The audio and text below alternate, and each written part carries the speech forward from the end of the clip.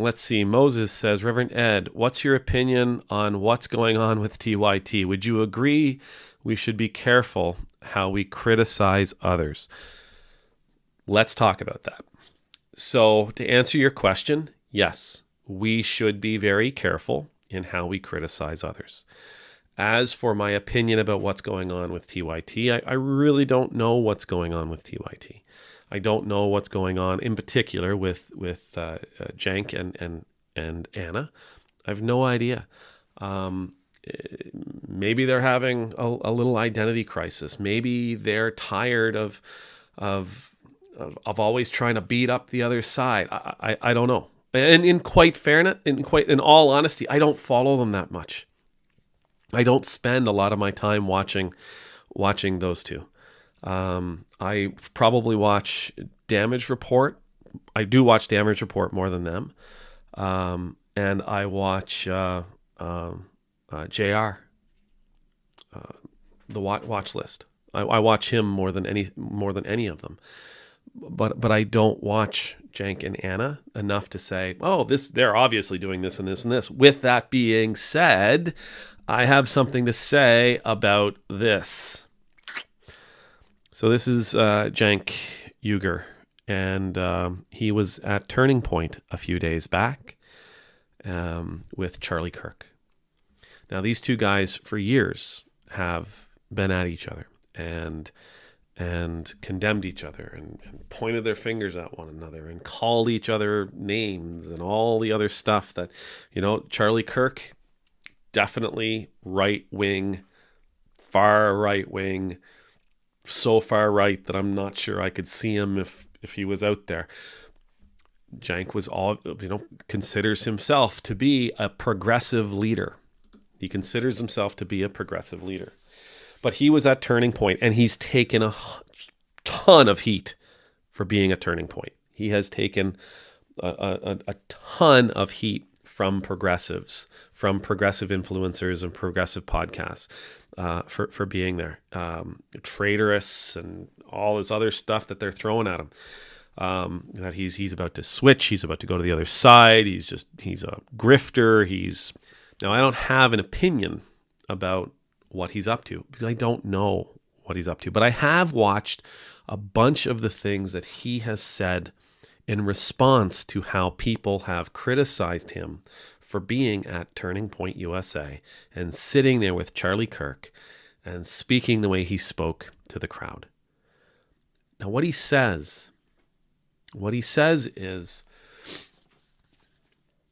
we have been waiting for the right to join in our desire to dismantle the establishment.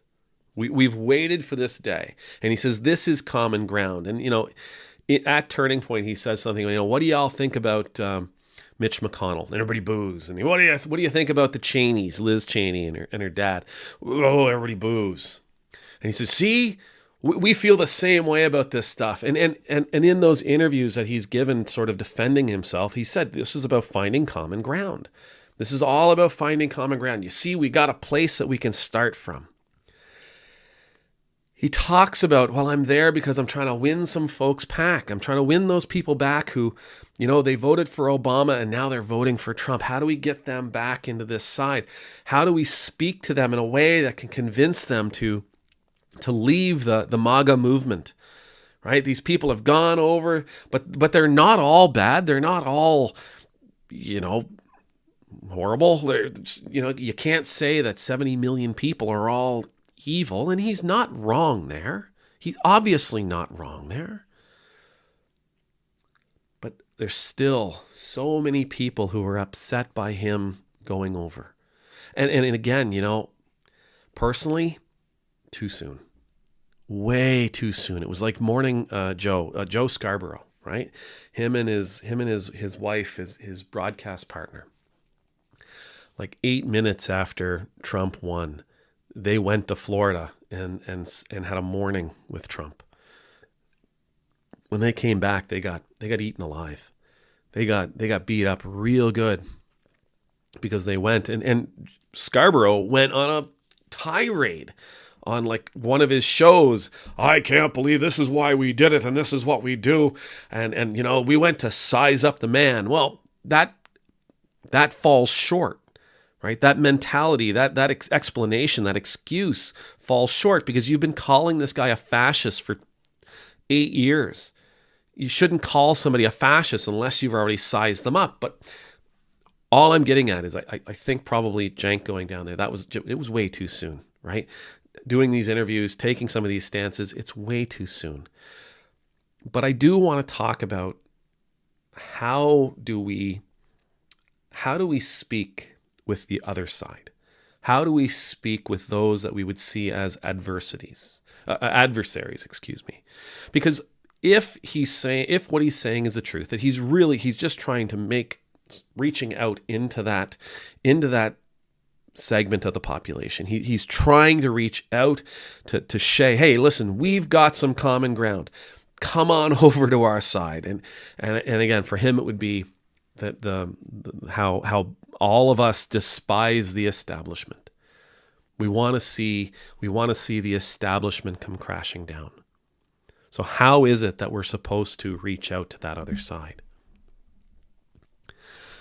It can't be by doing it the way he is, right? By going on the turning point, and I've watched the whole video, going on the turning point and showing the people in the crowd that we hate the same people, that we hate the same things, that we want to see the same things destroyed, that we dislike how this policy or that policy, we dislike how the billionaire class is moving and taking and seizing power. We dislike how big donors are the ones who are pulling the strings of power. You can't do it that way. As awesome as I am going to have lots in common with some of the most despicable people on the planet. I'm going to have lots in common with some of the worst villains in history. Right? That funny little man with the funny little mustache back in the 1930s. He said all kinds of things that he disliked. And if you look at his policies, you could say, well, I dislike those things too. Right? I want to see my neighbors go to work. I want to see my neighbors being taken care of by the state. That sounds really good. But that's not the issue. It's never the issue. The issue is, what kind of world do we want to build? See, the weird guy with the funny little mustache, the future he envisioned would have made my stomach turn. It would make us sick. We would never say, oh yeah, that's what I want. No, that's not. I don't want that kind of world. I don't want you to do that stuff. I don't want to be a part of that kind of a future. That kind of a future is evil and vile and awful. No.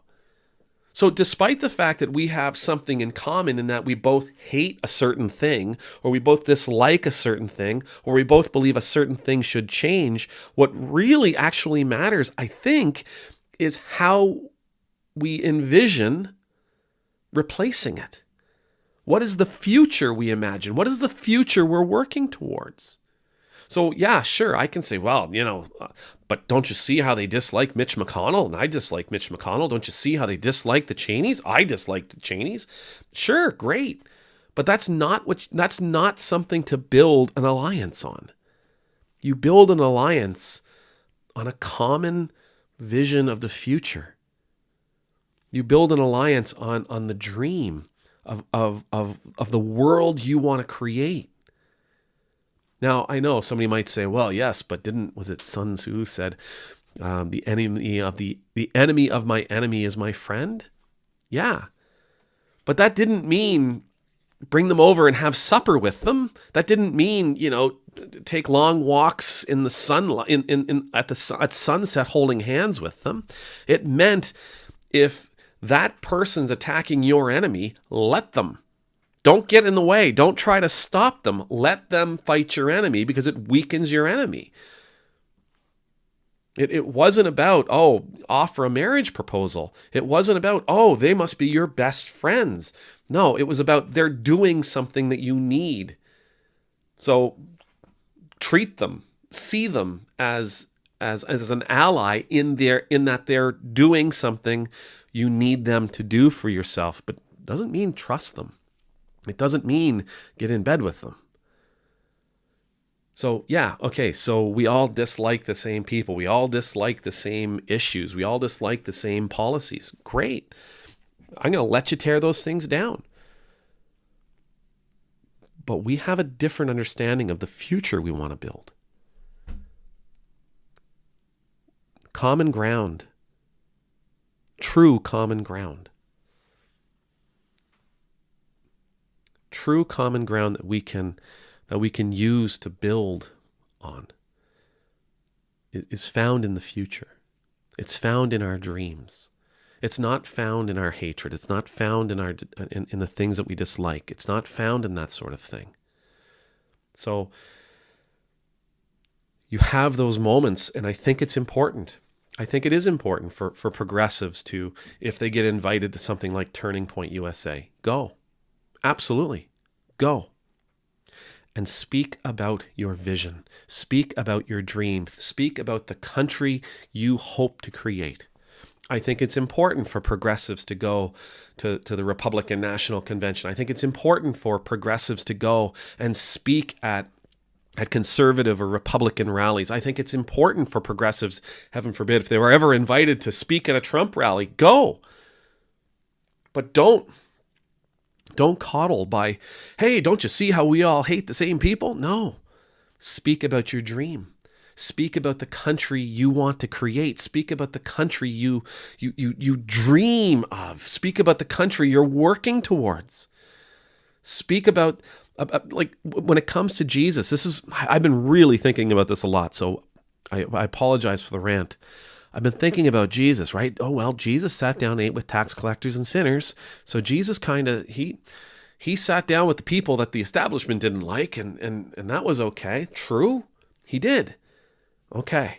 So it's important that we're able to speak to people that the establishment didn't like, but Jesus also sat down and spoke with and had supper with the establishment. He did that too. But what he did was very different when he sat down with the establishment.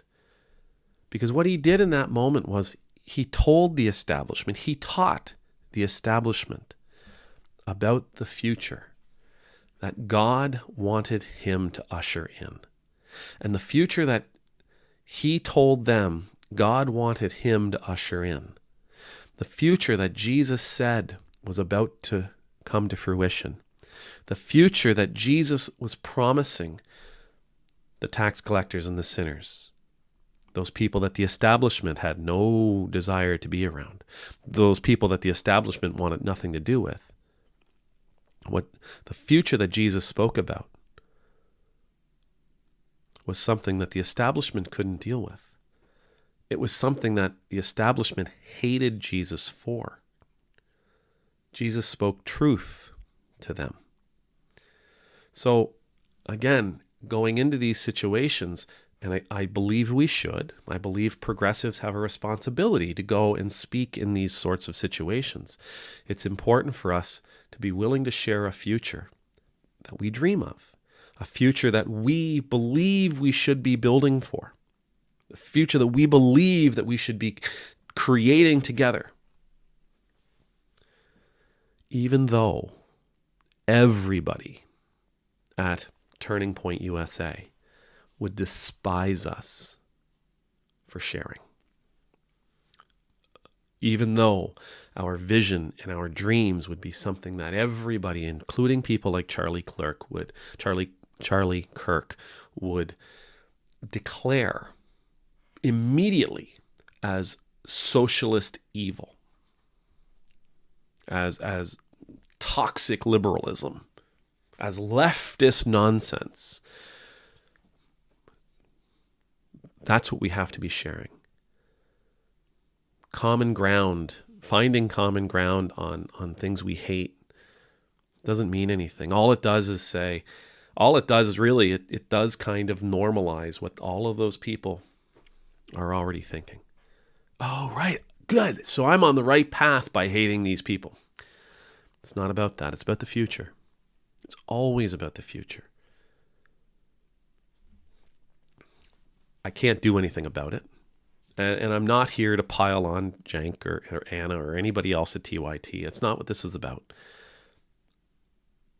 Going into those circles, going into those events, bring your dreams. If people cheer you for your dreams, you've found true common ground. Okay, if people cheer you for your dreams of universal health care, of free health care, you've found common ground. If people cheer you on because you believe that the government should do more to feed people and take care of people, that we as a society should do more to feed people and take care of people, then you've found some common ground. Good. That's real. Those are real things that we can build on. But if they only cheer in for you because you hate the people they hate, and if they boo the people that you mention because you all hate them too, that's not common ground that you can do anything with. It's not common ground that you can do anything with. And you have no real ability to measure how effective your message actually was. None. Should we reach out? We absolutely should reach out. Should we do everything we can to share our message with the other side? Yes. Yes, absolutely. And we should do so in a civil manner, and we should do so lovingly, and we should do so kindly, and we should do so gently, and we should be very persistent. We should do so with grace. Absolutely. But the message must always be the future we dream of, the future we want to build. Amen.